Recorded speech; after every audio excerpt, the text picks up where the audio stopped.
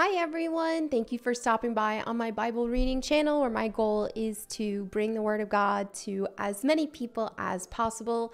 So today I will be picking up where we left off in Job chapter 29. Job continued speaking. I long for the years gone by when God took care of me, when he lit up the way before me, and I walked safely through the darkness. When I was in my prime, God's friendship was felt in my home. The Almighty was still with me, and my children were around me. My steps were awash in cream, and the rocks gushed olive oil for me. Those were the days when I went to the city gate and took my place among the honored leaders. The young stepped aside when they saw me, and even the aged rose in respect at my coming. The princes stood in silence and put their hands over their mouths. The highest officials of the city stood quietly, holding their tongues in respect. All who heard me praised me. All who saw me spoke well of me, for I assisted the poor in their need and the orphans who required help. I helped those without hope, and they blessed me, and I caused the widows' hearts to sing for joy. Everything I did was honest. Righteousness covered me like a robe, and I wore justice like a turban. I served as eyes for the blind and feet for the lame. I was a father to the poor and assisted strangers who needed help. I broke the jaws of godless oppressors and plucked their victims from their teeth. I thought, surely I will die surrounded by my family after a long, good life, for I am like a tree whose roots reach the water, whose branches are refreshed with dew. New honors are constantly bestowed on me, and my strength is continually renewed. Everyone listened to my advice, and they were silent as they waited for me to speak. And after I spoke, they had nothing to add, for my counsel satisfied them. They longed for me to speak as people long for rain. They drank my words like a refreshing spring rain. When they were discouraged, I smiled at them. My look of approval was precious to them. Like a chief, I told them what to do. I lived like a king among his troops and comforted those who mourned. Job chapter 30. But now I am mocked by people younger than I, by young men whose fathers are not worthy to run with my sheepdogs. A lot of good they are to me, those worn-out wretches. They are gaunt from poverty and hunger. They claw the dry ground in desolate wastelands. They pluck wild greens from among the bushes and eat from the roots of broom trees. They are driven from human society, and people shout at them as if they were thieves. So now they live in frightening ravines, in caves and among the rocks. They sound like animals howling among the bushes, huddled together beneath the nettles. They are nameless fools, outcast from society. And now they mock me with vulgar songs. They taunt me.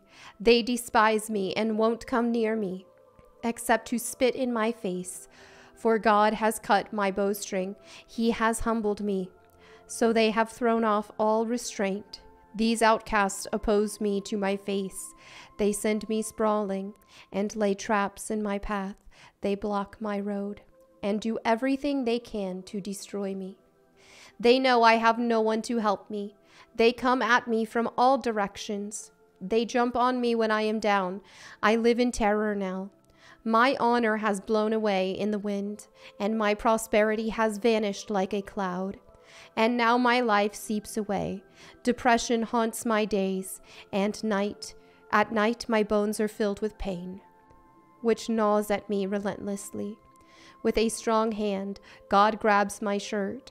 He grips me by the collar of my coat. He has thrown me into the mud. I'm nothing more than dust and ashes. I cry to you, O God, but you don't answer. I stand before you, but you don't even look. You have become cruel toward me.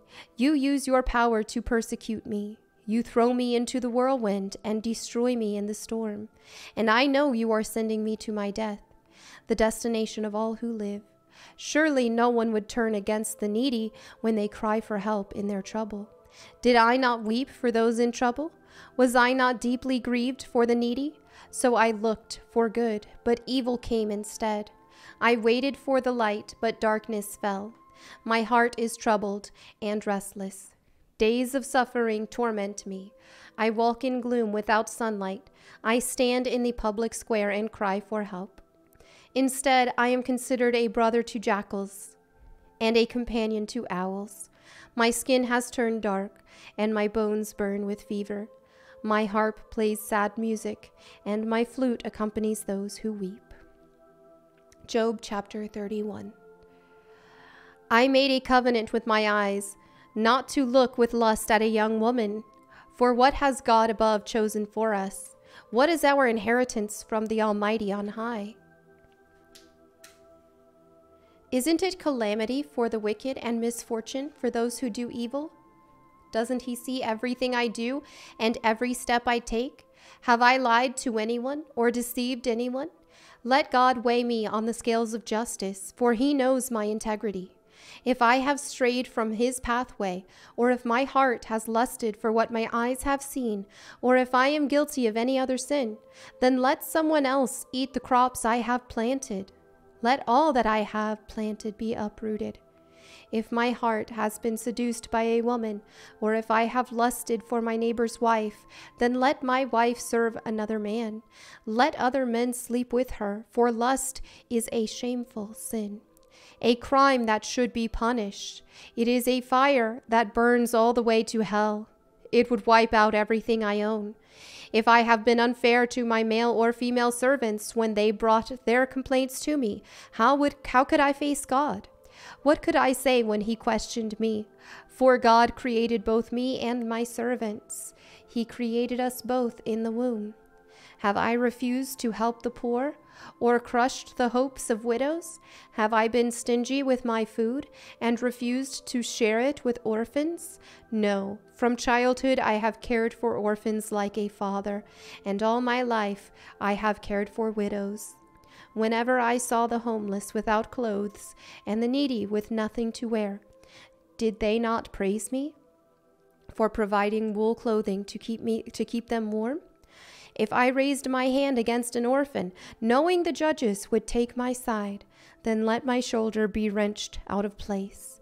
Let my arm be torn from its socket. That would be better than facing God's judgment. For if the majesty of God opposes me, what hope is there? Have I put my trust in money, or felt secure because of my gold? Have I gloated about my wealth and all that I own? Have I looked at the sun shining in the skies, or the moon walking down its silver pathway, and been secretly enticed in my heart to throw kisses at them in worship? If so, I should be punished by the judges, for it would mean I have denied the God of heaven. Have I ever rejoiced when disaster struck my enemies, or become excited when harm came their way? No, I have never sinned by cursing anyone or by asking for revenge. My servants have never said, "He let others go hungry." I have never turned away a stranger, but have opened my doors to everyone. Have I tried to hide my sins like other people do, concealing my guilt in my heart? Have I feared the crowd or the contempt of the masses, so that I kept quiet and stayed indoors? If only someone would listen to me. Look, I will sign my name to my defense. Let the Almighty answer me. Let my accuser write out the charges against me. I would face the accusation proudly. I would wear it like a crown, for I would tell him exactly what I have done. I would come before him like a prince. If my land accuses me, and all its furrows cry out together, or if I have stolen its crops or murdered its owners, then let thistles grow on that land instead of wheat, and weeds instead of barley. Job's words are ended. And there you have it for today's Bible reading. Thank you all so much for your fellowship. As always, if you have any prayer requests, feel free to leave those in the comments below. And thank you to everybody who has been praying for me as well. I really appreciate it. I really need it. I just need it a lot with stuff in my personal life, and then of course with just everything I do here online. And yeah, I'm met with a lot of backlash. So yeah, there's a lot of people who wish terrible things on me. A lot of people tell me that they wish I wouldn't be alive and things like that. And after a while, it can weigh on you. So anyway, thank you all again so much. I will see you all tomorrow. God bless and goodbye.